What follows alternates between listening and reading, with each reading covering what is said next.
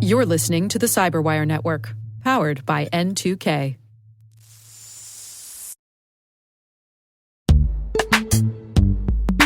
Imagine a world where you're always one step ahead of cyber threats, where your defenses are impenetrable because you see what others don't. Welcome to Team Cymru's Threat Intelligence Solutions. With real-time access to the world's largest threat intelligence data ocean, they enable you to turn the tables on attackers. Transform your security from reactive to proactive through accelerated threat hunting and incident response, made possible through automation. Empower your team with visibility and insights to start defending your organization like never before. Team Cymru. Be the hunter, not the hunted. Learn more at team-cymru.com/cyberwire. That's team-cymru.com/cyberwire.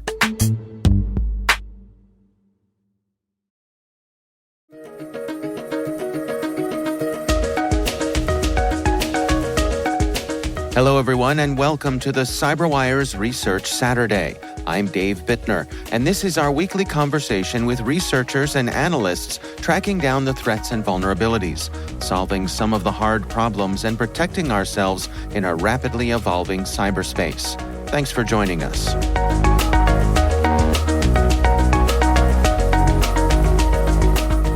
Yeah, so Bumblebee is a pretty interesting malware. It's a downloader that is used by multiple cybercrime threat actors, and it really used to be a favored payload from around March 2022 through October 2023. But then it kind of just fell out of our visibility, really disappeared from the threat landscape. So we went from a lot of Bumblebee to basically none of it. That's Selena Larson. She's a senior threat intelligence analyst at Proofpoint. The research we're discussing today is titled Bumblebee Buzzes Back in Black.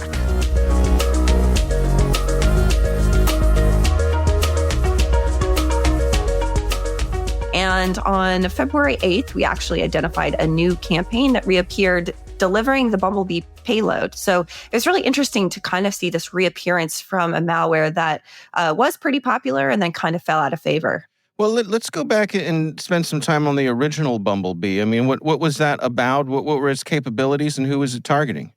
So Bumblebee is a fairly sophisticated downloader that is used by cybercrime actors to install additional payloads. So it can be used to deliver, for example, Cobalt Strike, which might lead to ransomware or other malicious payloads. And it's part of the malware family that kind of replaced BazaLoader. For those of you who have been following the e-crime landscape for a little bit, in 2022, BazaLoader just kind of went off the landscape and was replaced by Bumblebee. And so Bumblebee was used by a number of what we would consider initial access brokers. So oftentimes these actors use malware that will then lead to follow-on ransomware activity. And Bumblebee is part of that sort of family of initial access broker malware. You have things like IcedID, QBot, RIP QBot or not, other types of malware that's often used to install ransomware. So it's pretty interesting to see it kind of pop back up on the threat landscape. And in this particular campaign, it wasn't using the TTPs that we had seen previously. So why do you suppose that it had dropped off the radar for several months? That's a good question. We can't say with high confidence why it sort of disappeared. And I do want to point out that that was from our visibility, so email threat data. So it's entirely possible that there was activity that we just weren't seeing or weren't aware of. But as far as we know, it wasn't widely used to the extent that it had been previously. However, this disappearance did align with a number of other types of malware or threat actors kind of dropping off activity a little bit. Typically over the winter timeframe, starting in November, kind of going especially through December and January, you see cyber criminals in the cybercrime landscape kind of ease up a little bit. So oftentimes threat actors will take breaks. Sometimes this aligns with Russian Orthodox holidays, suggesting, potentially where the threat actors might be celebrating holidays, taking vacations, kind of the same way that we do here in the US. And what we saw kind of across the landscape was this sort of decrease or drop off during those months. So Bumblebee fell off a little bit earlier, kind of back in October 2023 was the last appearance in our threat data, but it did kind of coincide with this sort of overall slump of cybercriminal threat activity. And its return, interesting enough, also coincided with a return to activity from a lot of cyber criminal threat actors. So it kind of came back on the scene at the same time or around the same time as a lot of some of the other popular cybercrime activity that we've been tracking. No, that is interesting. Well, let's talk about the campaign that you saw gear up here in February. What is the process here that they're doing their thing? Yeah, so we saw came in via email, and the sender purported to send something that was related to a voicemail. And it says, hey, you have a missed voicemail call from this individual. Click to listen to the voicemail. If the user clicked on that link, it was a OneDrive URL, and then this led to a Word document, which I thought was kind of interesting because the Word document didn't really align with a voicemail theme. Like the Word document looked like it was this, personal electronics company branded document, whereas the lure itself was a voicemail. So that initially I thought was a little bit weird. But then the Word document itself actually used macros to lead to the installation of the Bumblebee malware via various scripts to actually install Bumblebee. Now, you all point out in your research that this is a little unusual, the use of these macros. Yeah, so macro-enabled documents, whether attached directly to email or part of the overall attack chain, have really dropped off since Microsoft began disabling macros downloaded from the internet by default. That was back in 2022. So throughout 2023, the use of macros significantly decreased. But if you look at Bumblebee campaigns specifically, we had seen nearly 230 campaigns, and only 5 of those used any sort of macro-laden content, and 4 of them used XL4 macros. This one in particular used VBA macros. So those were using like Excel documents versus Word documents. So if you look at kind of the overall scope of macro use in attack chains, and even kind of narrowing just on the scope of Bumblebee, it was super unusual to see. And if we look at the e-crime landscape overall and this pivot away from macro-enabled documents to deliver malware, fundamentally, they just don't really work anymore. It is possible to sort of enable them. And, if a user is very convinced that they have to, use these macros, there's ways to kind of do it. But for the most part, disabling macros downloaded from the internet by default really put a wrench in pretty much the entire e-crime landscape. So we don't really see them all that much anymore. So their appearance in this particular campaign was pretty interesting.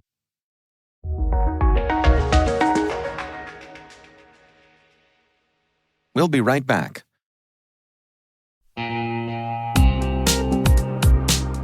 Managing the requirements for modern security programs is increasingly challenging and time-consuming. Enter Vanta. Vanta gives you one place to centralize and scale your security program.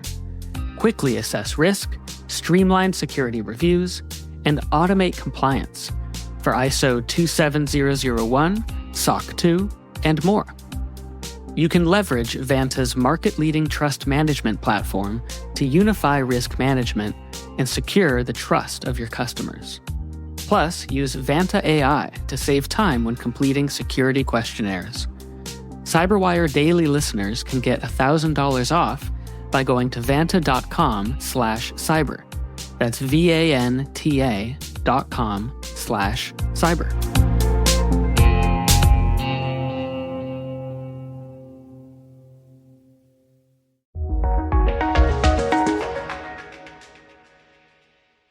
Yeah, it's interesting to me. I mean, when you look at, as you pointed out, the kind of disconnect between the initial lure of a missed voicemail that goes to a Word document that doesn't really have anything to do with a voicemail, and then you combine that with the use of macros, which, as you point out, are a bit outdated. It makes me wonder, is this campaign being run by the interns, right? Well, so that's actually a good question, right? If we're thinking about from the attribution perspective, there were some characteristics of the campaign that appeared to align with a threat actor that we call TA579. But the other parts and characteristics in the attack chain and the use of macros and all of that didn't align. So while some of it seemed maybe familiar, we did not attribute this campaign to a known threat actor just because so many of the characteristics were so different. Right now we are in a time of experimentation for cybercriminal threat actors. There's a lot of changes going on in the attack chain, a lot of trying new techniques, a lot of using different file types, using URLs to various file types, using different scripting files, kind of chaining things together, even using, the use of various CVEs and attack chains.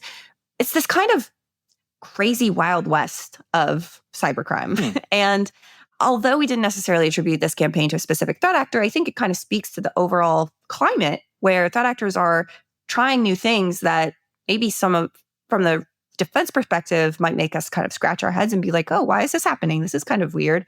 But, they are trying to see what works and what they can get people to, do and ultimately lead to malware installation.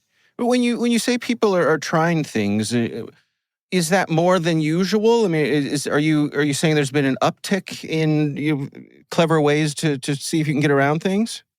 Yeah, I would say so. I think the overall trend of iteration in attack chains and the time between new attack chains has definitely decreased. The tempo, operational tempo, and the changes, the amount of changes have increased, and the time between threat actors doing things and making changes has decreased. So it's interesting from our perspective, right? We saw the changes kind of begin after Microsoft disabled macros by default, and there was a wave of OneNote files, for example. And then there was this wave of LNKs. And then there was this wave of ISO and .rar files that kind of bypassed the mark of the web attributes. And then it kind of fractured where the landscape and various actors across the landscape started kind of doing their own thing. So right now, it's not so much kind of this whole wave that all of the actors kind of follow and everyone's kind of trying the same thing. What we're seeing now is a little bit, everyone's kind of trying things differently. And I think especially some of the major initial access broker players that we track, some of the sort of large e-crime families that do deliver payloads that could potentially lead to ransomware are the ones that are doing the most. They're the ones that appear to have the time, resources, capabilities, the operations level to try new things and switch things up. And what that ends up doing is forces defenders, forces detection engineers, forces those of us who are tracking these actors to make our own changes to defend against it. So it's been really interesting kind of seeing that happen and seeing, the changes go. It's been a prolonged timeline, I think, that we're seeing a lot of this. It certainly started, early 2023, but what's really occurred now is just constant change and lots of different and new techniques, which we might not have seen previously or weren't necessarily expecting. So, getting back to this specific campaign, ultimately, what does it look like they're after here? So we only know that they were attempting to install the Bumblebee downloader. It's likely that they would use that to download additional malware, potentially leading to ransomware. But I can't say with high confidence what the ultimate objective of this particular campaign was. Gotcha. Well, what are your recommendations then? How do folks best go about protecting themselves? Yeah, that's a great question. From a fundamental perspective, right, social engineering is still the way that people, the bad guys, are trying to get people to engage with content or, click on something malicious, download something malicious.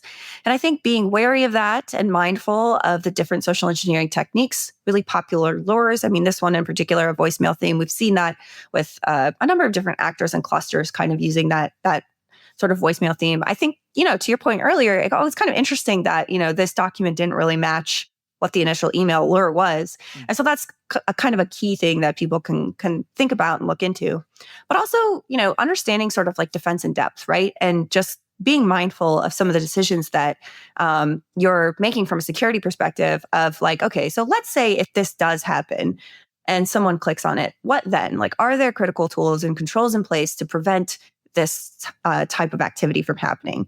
In this particular case, the macros downloaded from the internet by default might not be the most effective way from a threat actor perspective. But, let's say if there was an actor that was delivering something via JavaScript, dropping a JavaScript file, ensuring that the end user, if they do click on it, it opens in a text file. So, setting kind of rules within your organization to really ensure defense in depth. So even if something does go wrong, there are catches in place to make sure that it doesn't go farther. Yeah, it's a really good point.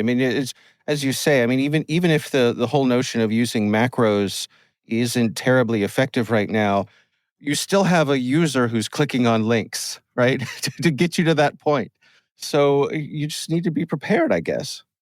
Yeah. And I think, as we're kind of talking about the changes in the attack chains overall, there's also the mindful fact of social engineering, right? So the social engineering has to get better because people are having to click on more stuff in order to get to the payload, right? So the attack chains are a little bit longer. Click to install macros, this one click red button, deliver malware just doesn't really work anymore. And so the attack chains are getting longer, meaning the social engineering and the initial sort of email or whatever the initial attack chain is has to get a little bit more clever to further entice people to click on that stuff. So I think from a social engineering perspective, definitely training users, making sure that they're mindful and aware of the very common techniques that are being used by these threat actors, including what the attachments are, what the attack chains look like, what types of files are they using, and how can we add, certain restrictions or rules in place within an organization to prevent exploitation if,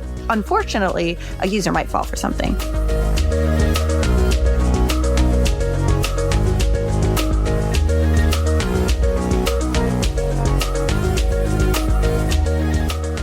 Our thanks to Selena Larson from Proofpoint for joining us. The research is titled Bumblebee Buzzes Back in Black. We'll have a link in the show notes. Selena Larson is also the host of the Discarded podcast. You should check that out. It's worth your time.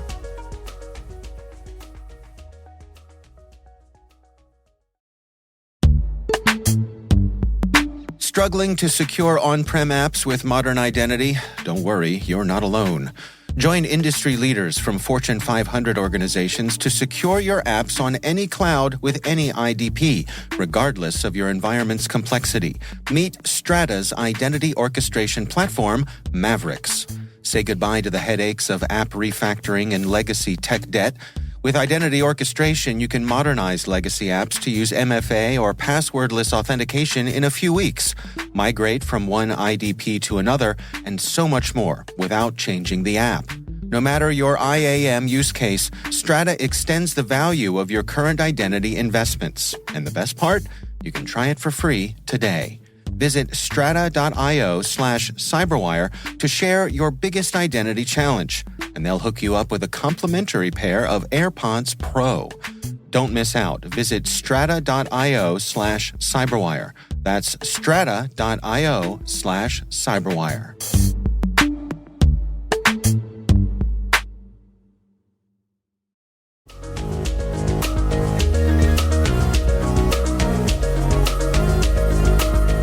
The CyberWire Research Saturday podcast is a production of N2K Networks.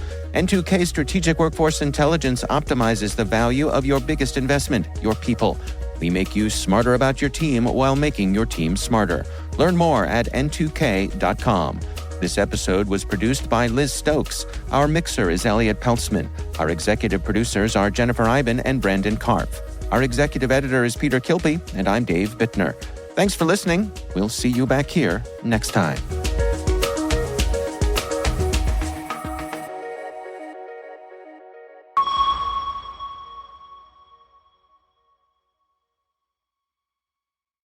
This episode is made possible in part by RSA Conference, where the world talks security. Through global events and year-round content, RSAC connects you to cybersecurity leaders and cutting-edge ideas for a safer, more secure future. Learn more at rsaconference.com/cyberwire23.